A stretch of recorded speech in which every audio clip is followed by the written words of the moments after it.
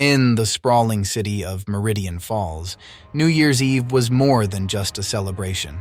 It was an event that the whole city awaited all year long.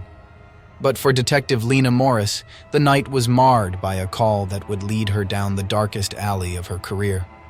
The phone rang as the clock struck 11. A body had been found in the old industrial district, an area that had been abandoned for years. Lena, ready to celebrate the incoming year with her colleagues at the precinct, felt the familiar pull of duty. She arrived at the scene, the red and blue lights of the squad cars piercing the misty night. The body was in the center of an old warehouse, sprawled across the concrete floor. It was a man, his mid-30s, in a suit that was too fine for this part of town. Lena noticed something odd, a pocket watch clutched tightly in the man's hand. It was old, the kind you'd find in an antique store. But it was the inscription on the watch that sent chills down her spine. Countdown to eternity. As the forensic team worked, Lena couldn't shake the feeling that there was more to this case than a simple homicide. The watch was still ticking, its second hand moving backward. The man's wallet provided the first clue, a membership card for an exclusive club known for its New Year's Eve masquerade ball. The card was a ticket to the most anticipated event of the year. Lena and her partner, Detective Ryan, went undercover to the masquerade ball. The club was alive with music, laughter, and the clinking of glasses. Everyone was in disguise, hiding behind ornate masks and costumes. As the partygoers prepared for the midnight countdown, Lena noticed a pattern. Several guests were fixated on their watches, all identical to the one found with the victim. At the stroke of midnight, as the new year was welcomed with cheers and confetti, those with the watches collapsed, lifeless. In the chaos, Lena rushed to the nearest body and checked the watch. Its hands had stopped. The investigation revealed a sinister pact among the watchbearers. They were part of a secret society that believed in transcending time by sacrificing their lives precisely at midnight on New Year's Eve. The city was left reeling from the tragedy. Lena, haunted by the lives lost to a mad delusion, felt the weight of time more heavily than ever before. The case was closed, but questions lingered. How deep did the society's roots go? Who created the watches? Lena knew this was only the beginning. Each New Year's Eve, Lena watches the seconds tick away on her own watch, wondering if somewhere in the city, another group is preparing to make the same fatal countdown to eternity. The event at the masquerade ball became a grim reminder of mortality for the city's elite. Lena couldn't shake the feeling that the secret society was still operating in the shadows of Meridian Falls, their beliefs unshaken by the tragedy. As the year crept towards its end, Lena found herself haunted by the tick of her own watch. It had become a symbol of life's fragility, each second a whisper of the past that refused to be forgotten. The victims' families formed a foundation in their memory, advocating against the dangers of cults. Yet they too sought answers that Lena could not provide. The origin of the watches and the society's master remained a mystery. As New Year's Eve approached again, the city held its breath. The opulence of the annual masquerade ball was replaced by a subdued ceremony of remembrance. Yet, beneath the solemnity, a tension simmered. Lena delved deeper into the investigation, her obsession growing. She uncovered ancient texts on time rituals and societies that worshipped the continuum as a deity, offering lives to gain favor or power. Warnings began to arrive at her doorstep.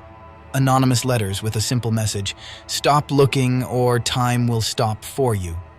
It was clear that her inquiries were unwelcome, but Lena refused to be intimidated.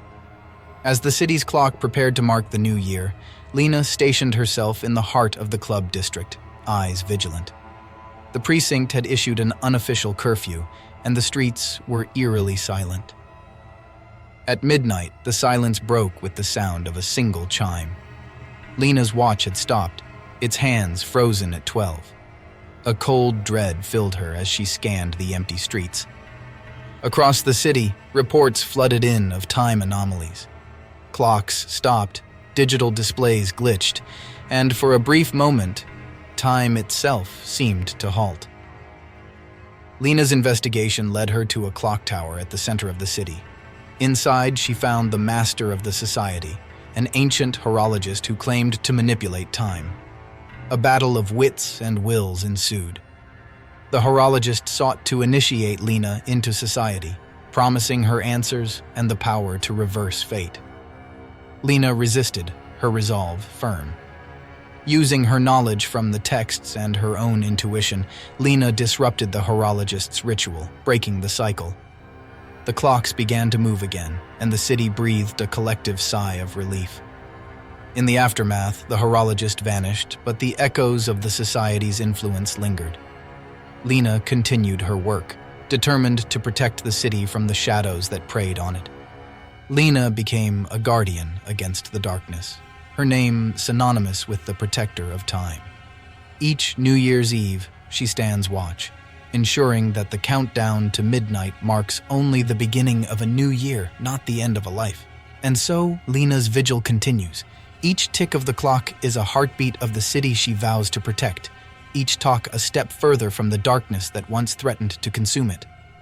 Lena's story became a legend in Meridian Falls, a tale of courage and a reminder that sometimes the most terrifying monsters are those that dwell in the very fabric of our existence: time. As the new year approached, the city of Blythe Harbor was gripped by a chilling series of events that would come to be known as the turn-of-the-year terror. It started subtly. Local pets, mainly cats and dogs, began to disappear. Flyers posted on lampposts turned street corners into makeshift memorials. Whispers of a predator were quickly silenced by authorities who assured the public it was merely a coincidence. Then, as December waned, people began to vanish.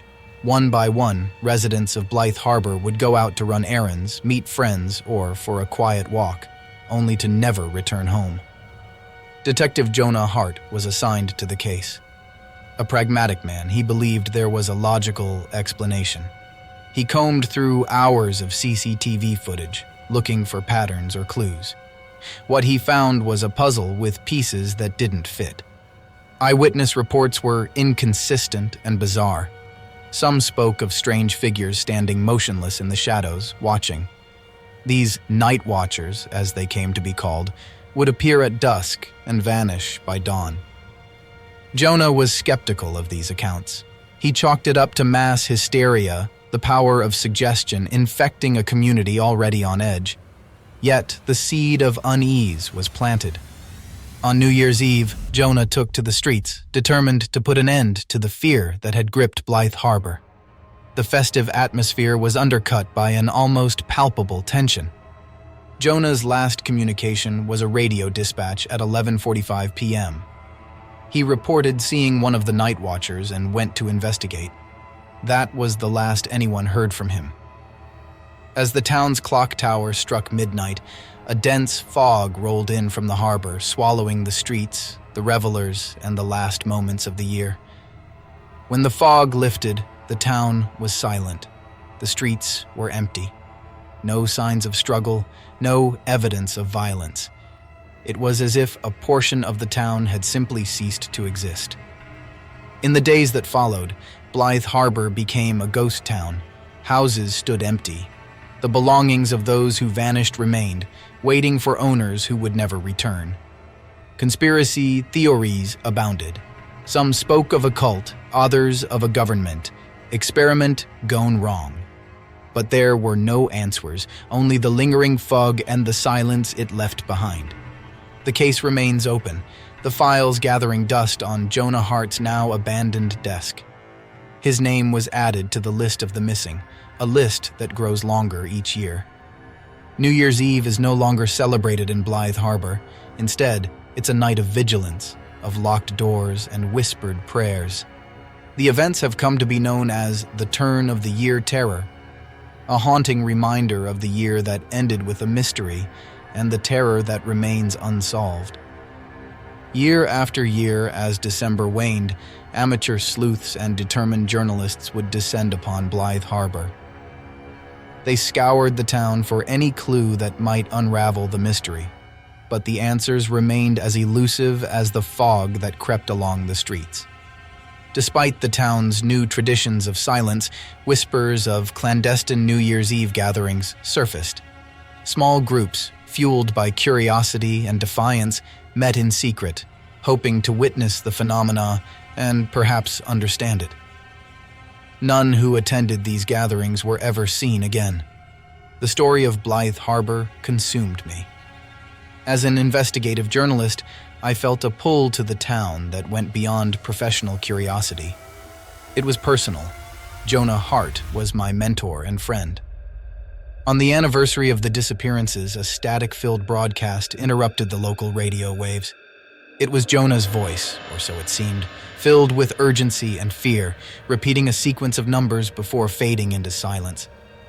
The numbers were coordinates, leading to an old lighthouse on the outskirts of town. Inside, I found Jonah's badge and a journal filled with ramblings about time slips and other dimensions. It was as if he had found a doorway to somewhere else and stepped through. The journal spoke of an experiment conducted by a shadowy organization that sought to manipulate time. Jonah believed the disappearances were a byproduct of their tampering, a fracture in the continuum. The last entry in Jonah's journal was a warning. They're coming back, the Night Watchers. They're guardians of the fracture. Don't look for me. It's too late. Save yourself. As the new year approached, I saw them. The Night Watchers were more than figments of hysteria. They were real. Their eyes were voids that seemed to pull at the very fabric of reality. I barricaded myself in the lighthouse on New Year's Eve, watching as the fog rolled in and the Night Watchers took their positions. The town clock began its countdown. At midnight, the world seemed to hold its breath. The lighthouse beam cut through the fog, revealing the Night Watchers converging on the source of the light. I held Jonah's journal close, ready to defend the fracture. As the clock struck 12, I recited a passage from the journal, a counter-ritual that Jonah had discovered. The light from the lighthouse intensified, repelling the Night Watchers and sealing the fracture they guarded. The fog lifted, revealing a town untouched by time. The missing were returned, including Jonah, confused and disoriented, but alive. It was as if they had never left. The town of Blythe Harbor was forever changed. Families reunited with loved ones who had been lost to time, and the tale of the turn-of-the-year terror ended not with a whisper, but with a celebration of life. Now, every New Year's Eve, the lighthouse shines brighter than any firework. Jonah and I stand watch, ensuring the fracture remains closed. We are the new guardians, protectors against the unseen threats that lurk in the fractures of time. The story of Blythe Harbor is a reminder that some forces are beyond our understanding. The Night Watchers, the disappearances, and the fracture are now part of the town's history, a legend passed down through generations. As the clock ticks toward the new year, we remember. We remember the lost, the returned, and the thin veil between our world and what lies beyond. And we watch, ever vigilant, as the lighthouse beam pierces the night, a sentinel against the darkness. The Thompson family had a tradition. Every New Year's Eve, they would rent a cabin deep in the woods, away from the city's cacophony, to welcome the new year surrounded by the serenity of nature.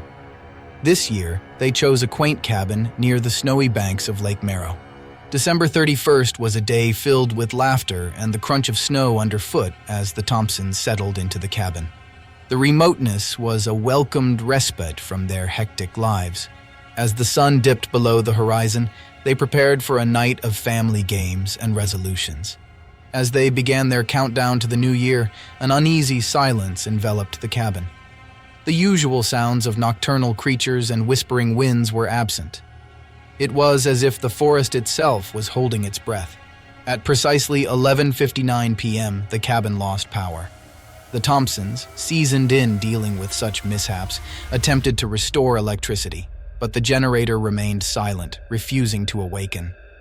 With no power and no cell service, the family's festive spirits dimmed. The darkness outside was oppressive, a black canvas void of stars or moonlight. Suddenly, a knock echoed through the cabin. It was rhythmic and persistent. Mr. Thompson opened the door, expecting perhaps a ranger or a lost traveler. But there was only the impenetrable dark and the cold. A voice came from the shadows, raspy and strained. "Return from whence you came," it warned. The Thompsons huddled together, fear taking hold. The youngest Thompson, Lily, whispered about a figure she saw outside her window earlier, a shadow that moved against the darkness. When they checked her room, the window was open, snow drifting in, and Lily was gone. Panic set in. The family searched the cabin and the surrounding area, calling for Lily. Their voices were muffled, absorbed by the silence of the forest. Lily reappeared as suddenly as she had vanished, standing in the center of the living room, silent and pale. She spoke of a man in the woods who knew their names and whispered of time running out. A figure emerged from the tree line, approaching the cabin. He introduced himself as the Keeper of the Threshold, a guardian of years past and future. He proposed a game. Answer 3 riddles correctly, and they could leave unscathed. The riddles were cryptic, speaking of times and seasons, life and death. With each correct answer, the forest seemed to come back to life, sounds returning in gentle whispers. The final riddle was different. It was deeply personal, asking for a sacrifice of a memory, a precious moment from the past year. The cost of failure was a year lost, forgotten by time. The Thompsons deliberated. To give up a memory felt like losing a piece of their soul, but the alternative was a risk they could not take. With heavy hearts, they offered a cherished memory to the Keeper. As the memory faded from their minds, the power returned. The sounds of nature were loud, almost celebratory. The Keeper vanished with a nod, leaving the family to their restored festivities. In the aftermath, the Thompsons could not recall what memory they had sacrificed. They only knew they felt lighter, yet incomplete. The forest around them seemed alive with a new vigor. The year that followed was one of prosperity for the Thompsons. Yet, there was always a sense of something missing, a yearning for a moment they could no longer grasp. As each New Year's Eve approached, the family would feel a collective apprehension. They continued their tradition, but with a newfound respect for the thresholds they crossed. And every December 31st, as the world counted down, the Thompsons would pause, honoring the silence, acknowledging the Keeper's presence in the shadows between years. They never forgot the silence of New Year's Eve, the night when they learned that time was a gift, not to be squandered, and that some thresholds, once crossed, demand a tribute to be paid. On the outskirts of a forgotten town, there stood an old manor house that had been abandoned for decades, known to the locals as the New Year House. Legend had it that every year, on the stroke of midnight on New Year's Eve, the house would come to life with the echoes of a celebration from a time long past. As an enthusiast of the supernatural and unexplained, I was drawn to the manor on New Year's Eve, armed with nothing but my recorder and a flashlight. The house loomed before me, its silhouette a gaping maw against the winter sky. Ignoring the flutter of fear in my chest, I stepped inside. The air was thick with dust, and the silence was suffocating. I wandered through the rooms, my footsteps the only sound. Each room was more dilapidated than the last, with peeling wallpaper and faded grandeur. The grandfather clock in the hall was frozen in time, its hands pointing to 1 minute to midnight. I waited, the anticipation a tight coil in my stomach. As the clock on my wrist struck 12, a chilling gale swept through the house, and the clock's pendulum swung to life with a deafening chime. The air vibrated with the sound of laughter, clinking glasses, and distant music as if a spectral party was in full swing around me. A cold hand gripped my shoulder, and I whirled around to face nothing. The room was empty, but the ghostly celebration grew louder, more insistent. Then, the manor began to change around me. The decay reversed, and the house burst into life. Golden light poured from the chandeliers, the tables groaned under the weight of a feast, and translucent figures danced in the ballroom, their faces blurred. I felt a tug at the edge of my consciousness, an invitation to join the dance. The temptation was almost irresistible, promising an escape from the mortal realm into a world of eternal revelry. But amid the jubilation, I heard a cry of despair. It led me to the study, where a spectral figure hunched over a desk, scribbling frantically in an ethereal ledger. With each name it wrote, a new figure appeared in the ballroom, their soul bound to the manor's celebration. I realized that this was no benign party, it was a collection. The manor feasted on souls, trapping them in a never-ending New Year's Eve. I backed away, but the spectral host had noticed me. It rose, its eyes hollow pits of darkness, and pointed a bony finger at me. A name escaped its lips. My name. I ran, the sounds of the party turning to howls of laughter and shrieks of the damned. The front door seemed miles away, but I burst into the night, the cold air slapping my face. As I glanced back from the safety of the road, the manor was once again dark and silent, a tomb for those lost to its hunger. I escaped with my soul, but the scars of that night linger. Every New Year's Eve, as the clock counts down to midnight, I wonder what would have happened if my name had been etched into that ghostly ledger. Would I be dancing in the New Year house, forever a prisoner of time? If you ever come across a house that only wakes to the chime of the new year, turn back before you hear your name called, lest you become part of the eternal celebration, a ghost among the shadows. In the frosty grip of winter's chill, as December's breath dwindled to its final gasps, the road stretched ahead, a ribbon of possibility, winding through the slumbering forest. On this New Year's Eve, an unexpected detour turned the mundane into the unfathomable for Eliza and her brother, Tom. The GPS had malfunctioned, rerouting them from the comfort of the interstate to this narrow, neglected path. Tom joked about the scenic route, while Eliza's grip on the steering wheel tightened with every mile. A dense fog descended, eerie and suffocating, swallowing the weak beams of the headlights. The clock on the dash approached midnight, and with it, a creeping dread settled over the siblings. A figure loomed out of the mist, a hitchhiker, thumb outstretched, a spectral silhouette against the night. Tom, ever the good Samaritan, insisted they stop.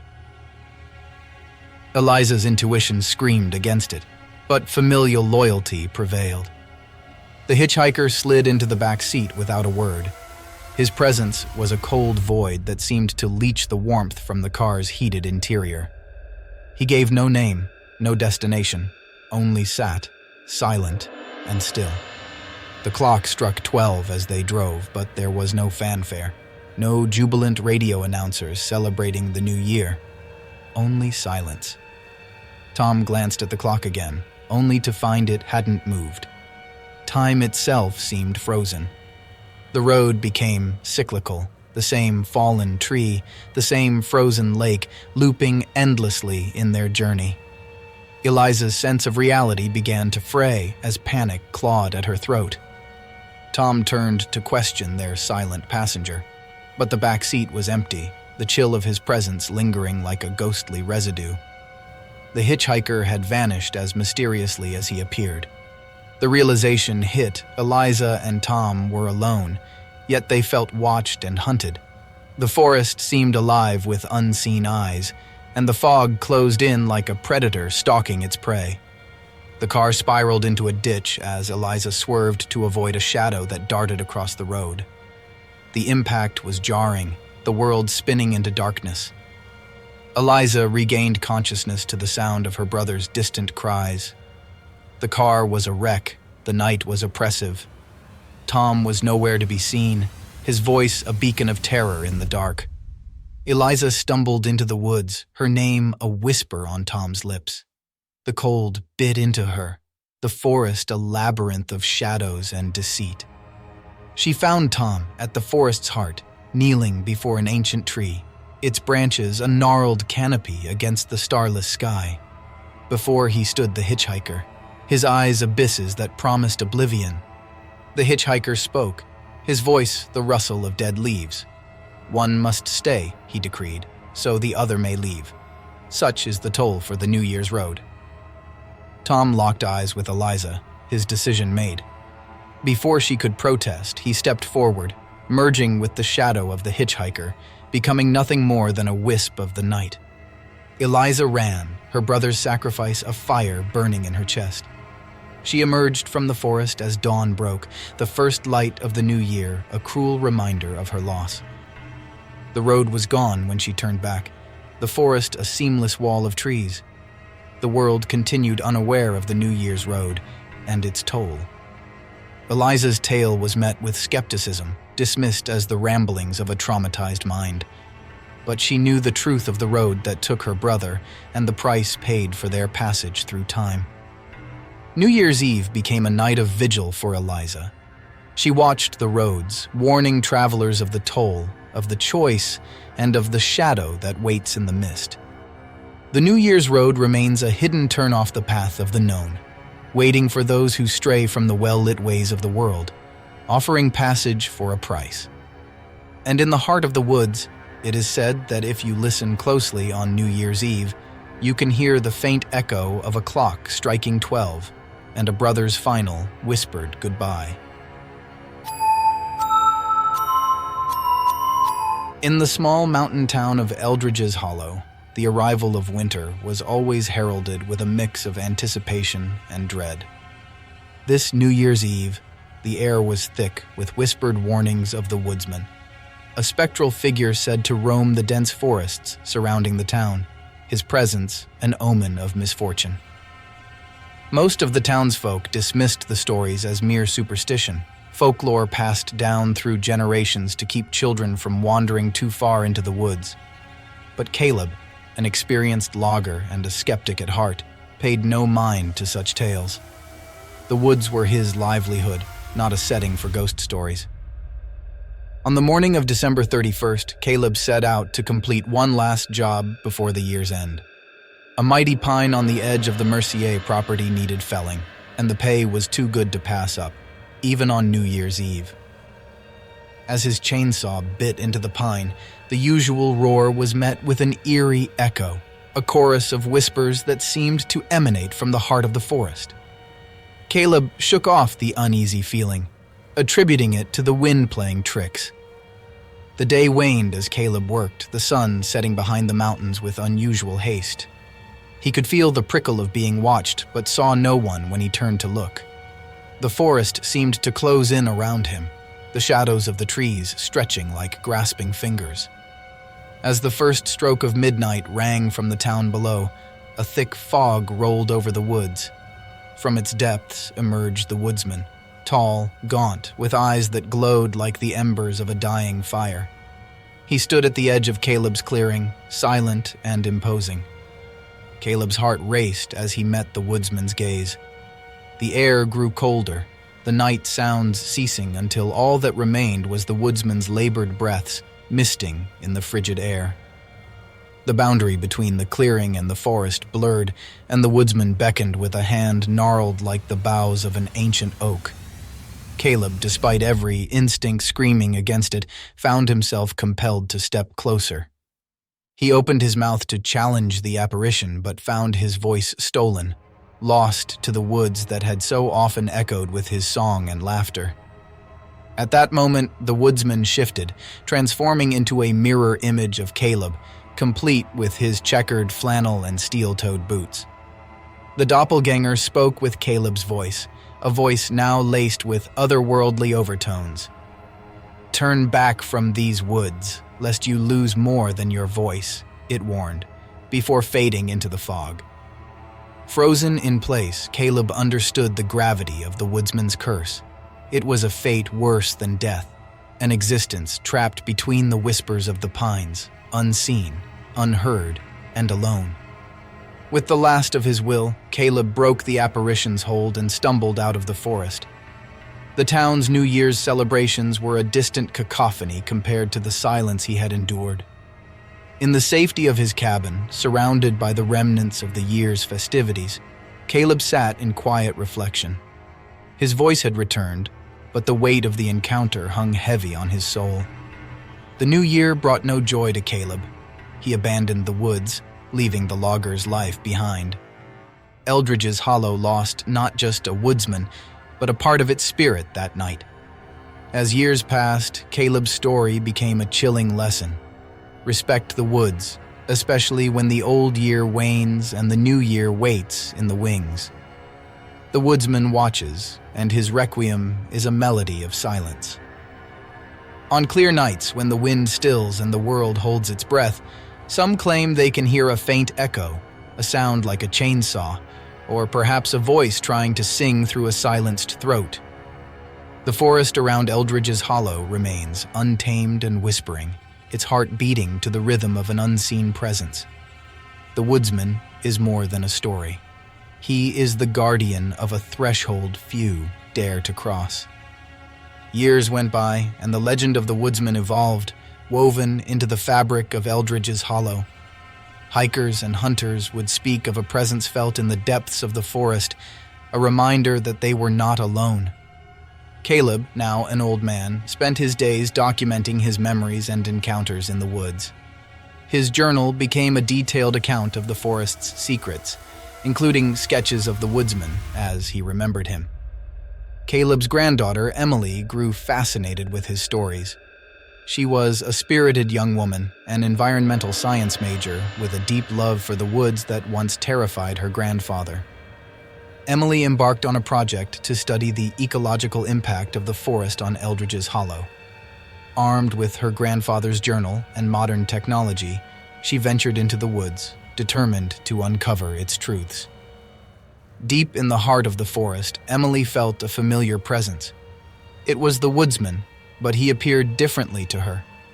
No longer menacing, he seemed to be part of the forest itself, a guardian of its secrets and protector of its legacy. Through her research, Emily began to understand the woodsman was not a curse, but a symbol of balance between nature and humanity. His appearances were not warnings, but reminders of the forest's importance.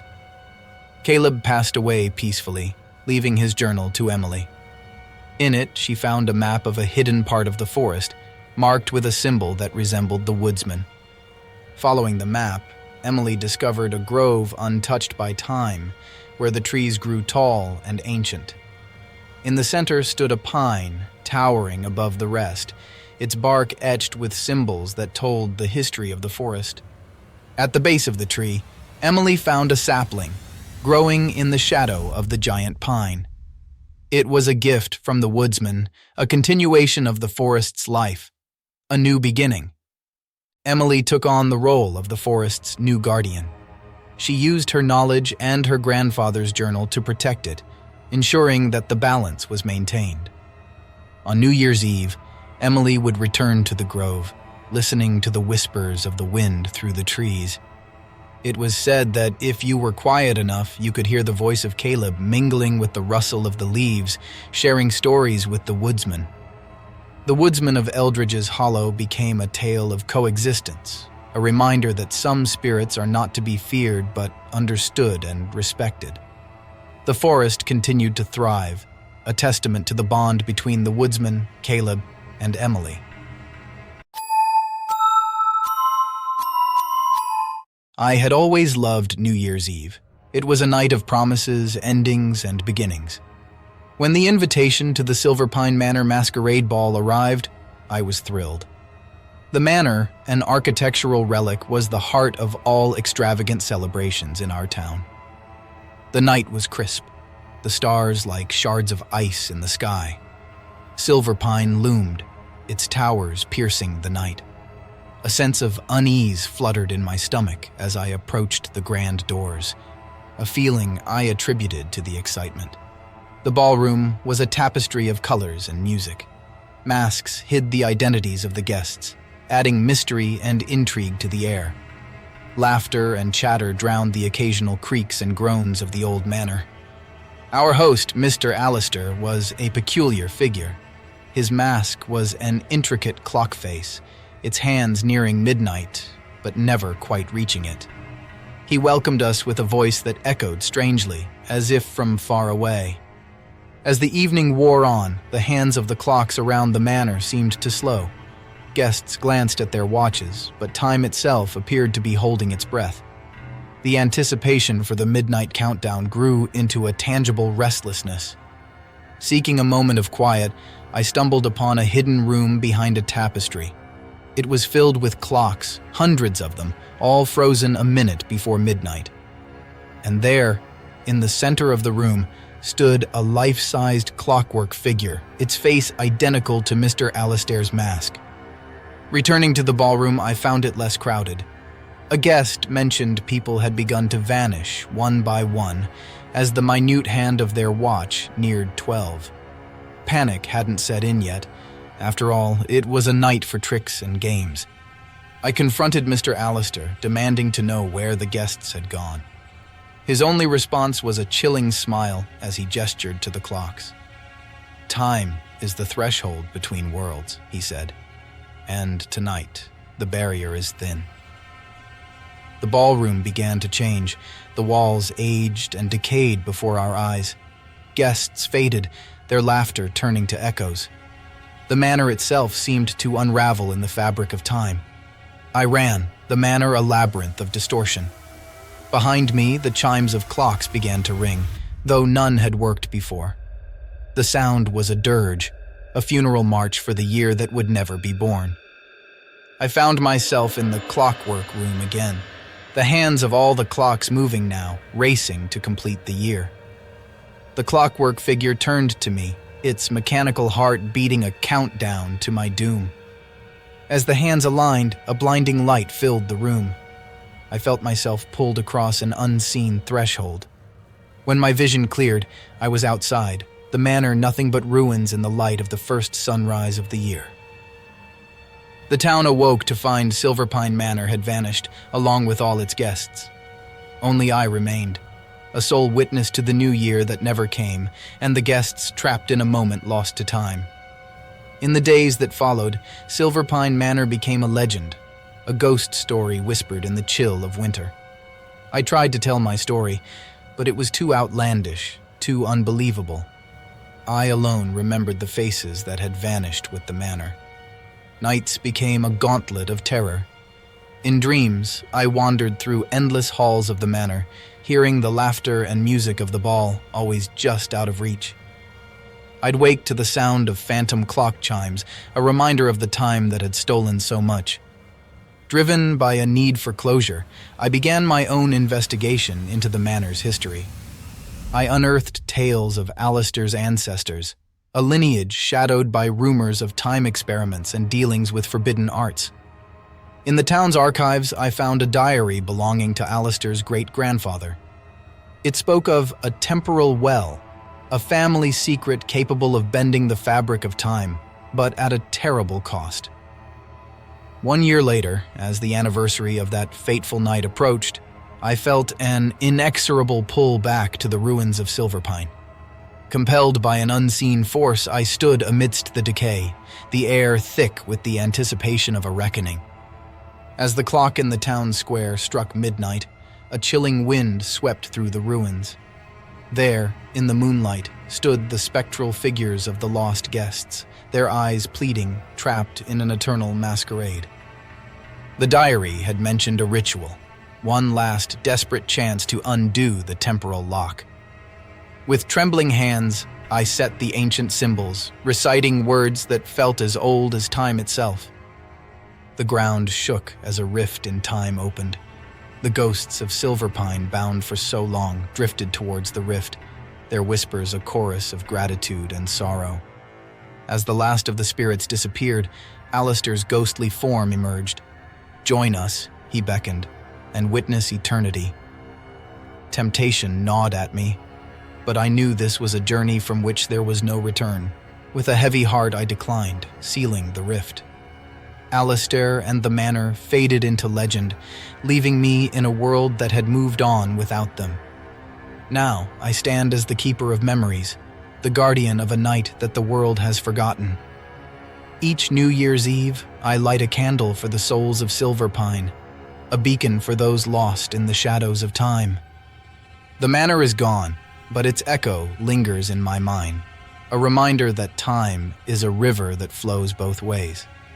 And sometimes, in the quiet moments before midnight, I wonder what might have been if I had stepped through the rift into the unknown embrace of eternity. In the deepest archives of the city library, hidden within ancient tomes, I discovered a forgotten prophecy about a New Year's Eve unlike any other. It spoke of a shadow that would fall over the world on January 1st, swallowing everything in its path. As December waned, strange occurrences began to unsettle the city. Pets went missing, shadows seemed to stretch and twist unnaturally, and a perpetual chill filled the air. People joked about the end of days, unaware of how close to the truth they were. I dove deeper into the prophecy, driven by a morbid curiosity and growing fear. It spoke of the first night, a phenomenon that occurred once every millennium, where the barriers between worlds grew thin, allowing something ancient and dark to seep through.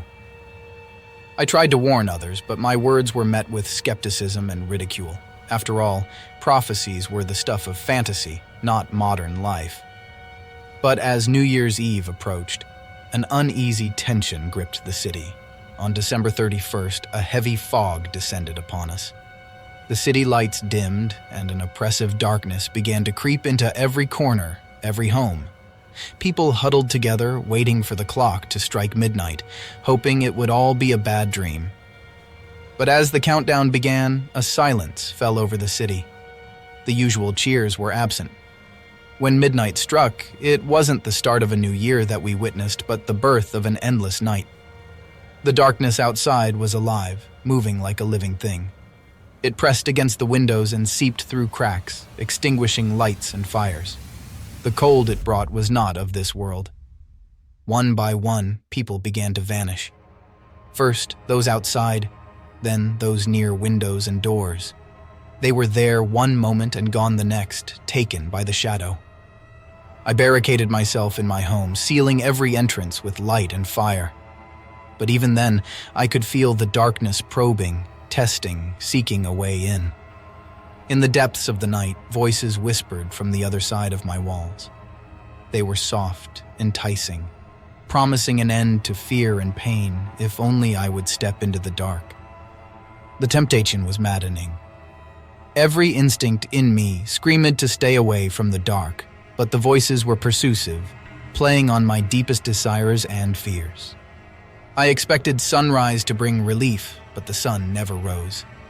The darkness remained, a curtain over the world. Time lost meaning, and with it, hope began to wither.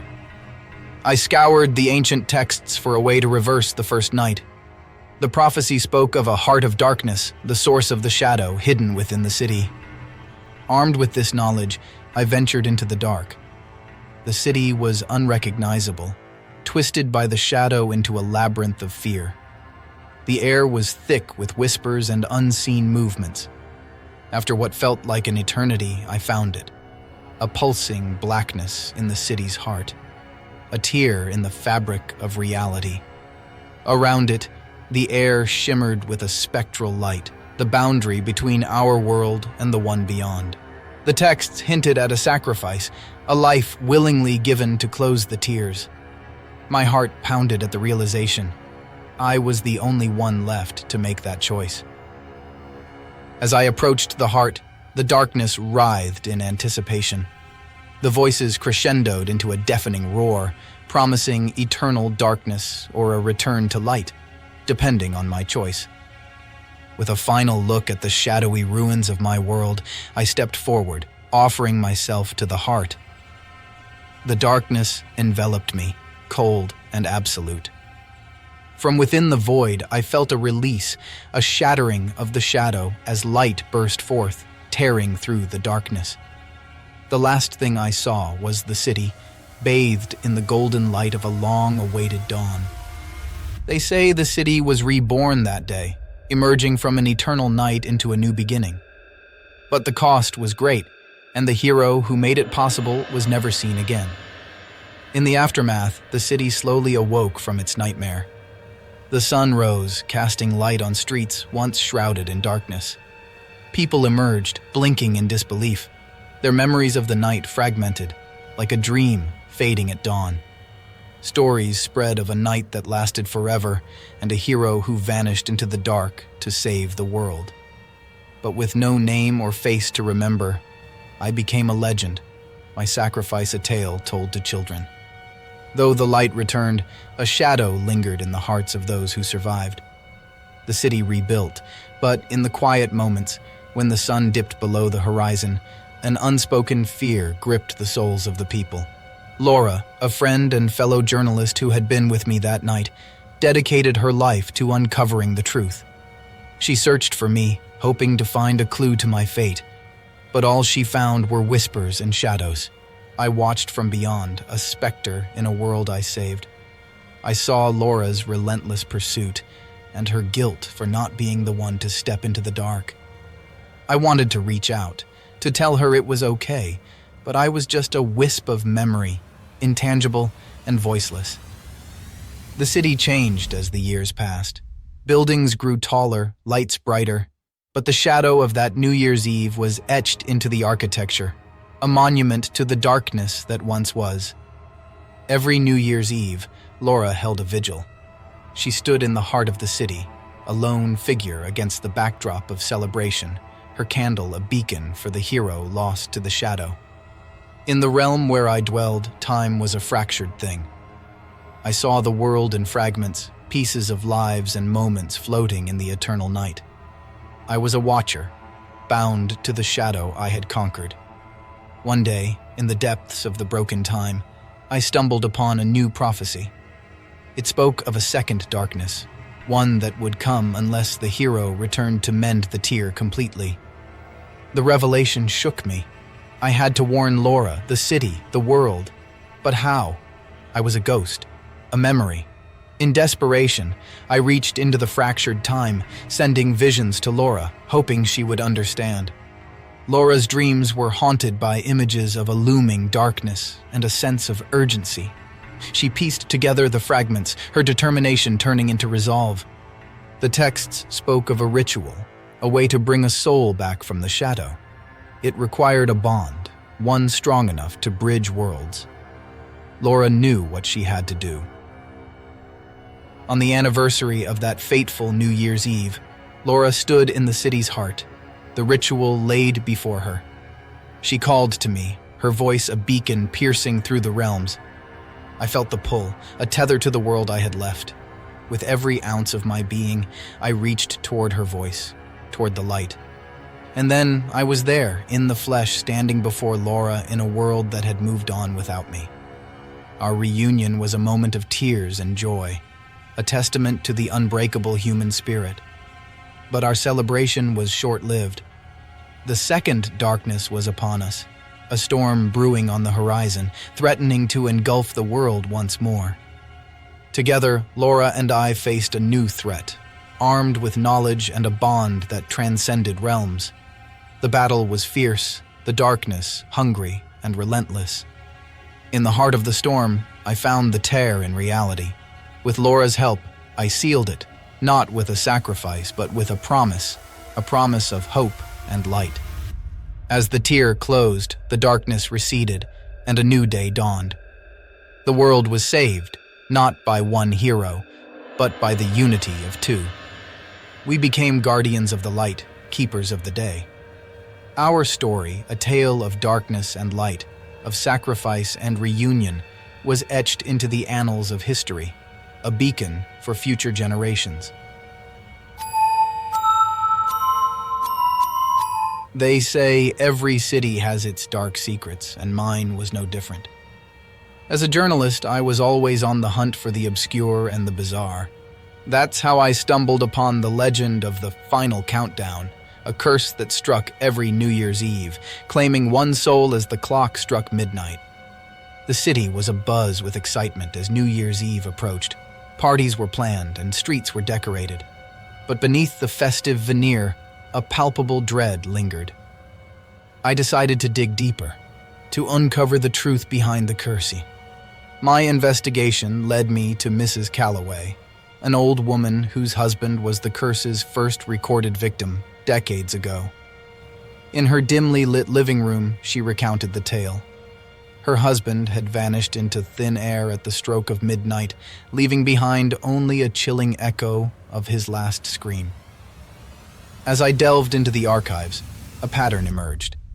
Every year, without fail, someone disappeared at midnight on New Year's Eve. The victims were random. No age, gender, or background connected them. 2 days before the new year, a mysterious letter arrived at my office. It was a warning predicting the next victim. The name written was someone I knew, Laura, a fellow journalist and a skeptic of the curse. I rushed to warn Laura, but she laughed it off. "It's just a legend," she said. But her laughter didn't reach her eyes, which flickered with an unspoken fear. New Year's Eve arrived, cloaked in a festive yet ominous atmosphere. I couldn't shake the feeling of impending doom as I attended the city's main celebration, where Laura was reporting live. As midnight approached, the crowd's cheer turned to a collective, anxious breath-holding. The countdown began. 10, 9, 8. My heart raced. 7, 6, 5.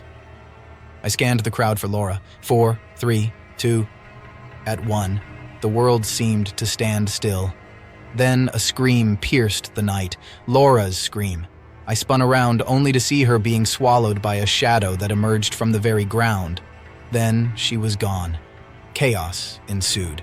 People ran, some crying, some screaming. The curse had claimed its latest victim, and I had witnessed it. No one believed my story. The official report stated Laura had simply disappeared, another unsolved case. But I knew the truth, a truth too terrifying to accept. The curse became my obsession. I spent the year poring over every detail, every account. I had to break the cycle, to save the next victim. As the next New Year's Eve approached, no letter came, no prediction. The city, unaware of the looming shadow, prepared to celebrate. I felt a dread unlike any other. Without a name, how could I save them? I stood in the heart of the celebration, eyes darting across the crowd. Midnight approached, and the air grew colder, charged with an unseen menace. Then, in a moment of chilling clarity, I understood. The curse wasn't just taking people, it was feeding on the fear, the anticipation. We were all part of it, part of this dark ritual. The countdown began. This time, I felt a pull, a calling. The curse was not just a taker of souls. It was a collector of stories, and I had become part of its narrative. I had a choice to make, to let the curse claim another or to offer myself, to become the story I had so desperately sought to understand. As the crowd chanted the final numbers, I stepped forward, accepting my fate. The shadow emerged, a gaping maw of darkness. In my last breath, I whispered my story, my truth, into the abyss. The shadow enveloped me, and I felt myself falling into the void. They say every city has its dark secrets. Mine was the final countdown, a story that I became a part of. And as the new year dawns, I whisper this tale from the shadows, a warning and a plea to remember those who vanished at the stroke of midnight.